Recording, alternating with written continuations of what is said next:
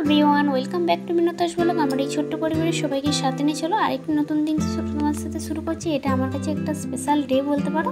এখন বাজে 27 জুলাই, এখন বাজে ঘড়ি কাটে সকাল 6টা, কিন্তু ঘুম থেকে উঠেছি কিন্তু ভোর 4টের সময়।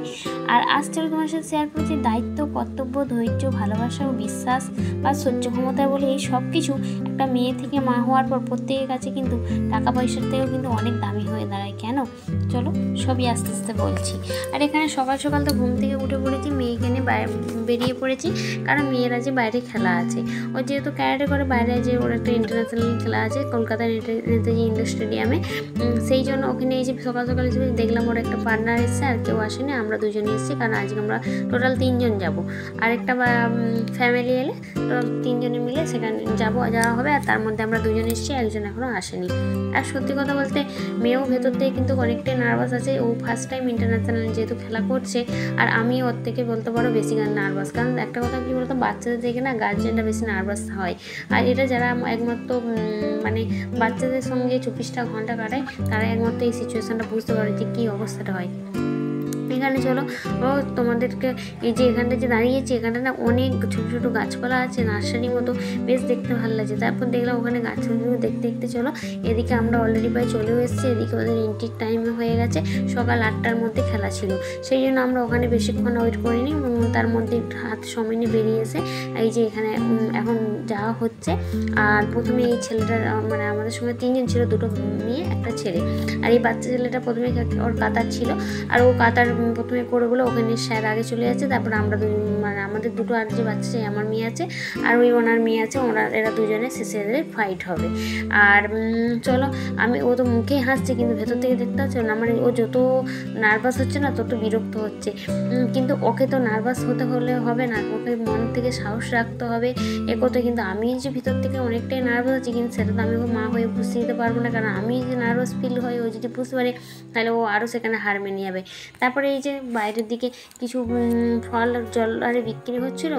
একদিকে সুবিধে হয়েছে যে গেটের সামনে এগুলো সব বিক্রি হচ্ছে, কিন্তু সত্যি কথা বাইরে গেলে বাইরে খাবার দাবার খাওয়াটার থেকে না খাওয়াটাই ভালো। যতটা পারো বাইরে গেলে শুকনো খাবারটা আমি বেশি ক্যারি করি।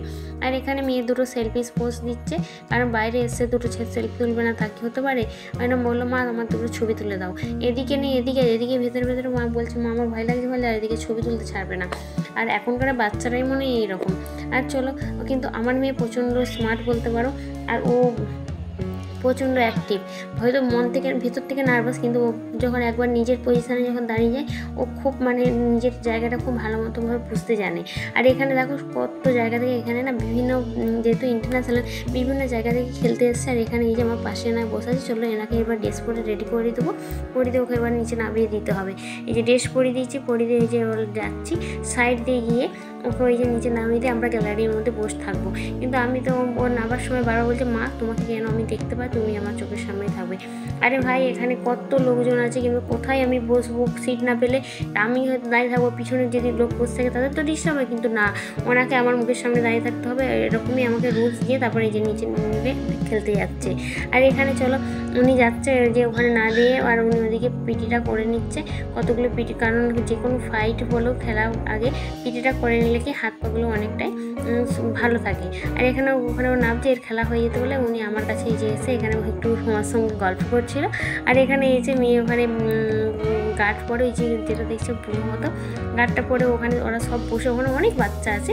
এখানে বিভিন্ন সাইডে মানে 1 নম্বর 2 নম্বর করে বিভিন্ন সাইডে ও মানে টোটাল 21টা করে খেলা হচ্ছিল। আর বসে বসে ও নিজের গার্ডগুলো একা পড়ছে। আর এদিকে দেখো সাইডে এখানে মেন খেলা হচ্ছে, এটা হলো ওয়েস্ট বেঙ্গল আর আসামের মধ্যে। লালটা ছিল ওয়েস্ট বেঙ্গল, ব্লুটা ছিল আসাম। কিন্তু এই খেলাটা যখন দেখছি না দারুণ লাগছিল খেলাটা। আর দেখতে দেখতে এখানে মানে সবাই বেশিরভাগ সব এদিকেই এদের চোখ, কারণ প্রথমে ওয়েস্ট বেঙ্গল ম্যাচ হলো, তারপর আসামটা মানে ডাউন হয়ে গেল, তারপর আবার যখন আসাম নেওয়া যখন চলে গেল তখন ওয়েস্ট বেঙ্গল বসে গেল, আসাম চলে গেল। যাই হোক ওদের খেলাটা রেডি করেছে, আমার মেয়ে যেটা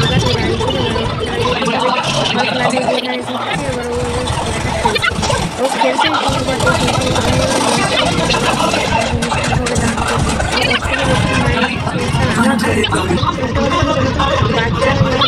তাদেরকে দেখো, আমরা যদি আমাদের ভয় বা আমাদের ফিলিংসে যদি ওদেরকে বুঝি না, ওরা দেখবে সেখানে আরও হার মেনে যাবে। যেহেতু আমরা এখন গার্জেন হয়ে গেছি, তাই আমাদের যে কোনো পরিস্থিতিতে আমাদের ধৈর্য, ক্ষমতা বলো, বিশ্বাস, যে কোনো জিনিসটা সবসময় আমাদেরকে নিজের মধ্যে সবসময় ব্যালেন্স করে চলতে হবে। না হলে দেখবে সেখানে হয়তো কিছুটা হলেও ডাউন হয়ে যাবে। কারণ যেহেতু আমরা এখন মা হয়েছি, আর এখন আমরাও যখন মেয়ে ছিলাম তখন হয়তো আমাদের গার্জেনরাও আমাদেরকে নিয়ে ঠিক এইভাবে হয়তো টেক কেয়ার করতো। আর সেই জন্যই আর এখানে দেখো ওই আসার পর এসে বাইরের ওদিকে এসে বাড়ি আসতে কটা বাজলো, মানে 5টার মতো বেজে গিয়েছিলো। এটা যেহেতু পরে ভয়েস ওভার দিচ্ছি সেই জন্য আমার টাইমটা একটু দনমনে ছিল। হ্যাঁ, 5টার মতনই বেজেছিলো। এই বাড়িতে এসে ঘরদোরগুলো সব ঝাঁট দিয়ে আবার রান্নাঘরে বাসনপত্র ছিল সেগুলো মাজলাম। ঘরের কাজ সামলে বাইরের কাজ মানে গিয়েছিলাম, আর বাইরের কাজ সামলে তারপর আবার ঘরের কাজ করছি, মানে ঘর বা সব কিছু দুটো হাতে বলা। এবার এই এক একদিন ভাবি যে আমার মধ্যে এত এনার্জি এক একদিন আসে কী করে, আর এক একদিন দিনকে কাজ করার ইচ্ছে থাকে না, সেদিনকে কোনো কাজই করতে ভালো লাগে না। ওই একটা দুটো কাজ করি তারপর আবার বসে থাকি, কিন্তু যেদিনকে কাজ করি তো ফুল দমে কাজ হয়। তখন জানি না নিজের মধ্যে কোথা দিয়ে আমি 1 থেকে মানে 10টা আমার হাত গজিয়ে যায়। এখানে চলো যে বাড়িতে যে সমস্ত জামা কাপড় ছিল সেগুলো সব পরে গিয়েছিল, সব ধুয়ে কেচে একদম মিলে তার সাথে মেয়ের ড্রেসারে জানি ফেলে রাখলেই পরে থাকবে, তার থেকে একটু সময় যাক, একটু টেনে কাজ করে নেওয়াটা ভালো। তারপর ফাইনালি এই যে 1 রাশ জামা কাপড় জমেছে এগুলো সব একটা করে পাট করে গুছিয়ে নিই, মানে সকালবেলা আর একদমই গাবে। কারণ দেখো টানে যে কোনো কাজ করে নিলে সেই কাজটা তবু গুছিয়ে যাবে, আর সেই কাজটা যদি ফেলে রাখি না গেতেপনা করে পর করে জিনিসটা পরেই রয়ে যায়, পর জিনিসটা সব থেকে বাজে জিনিস। চলো আজকের মতো এখানেই।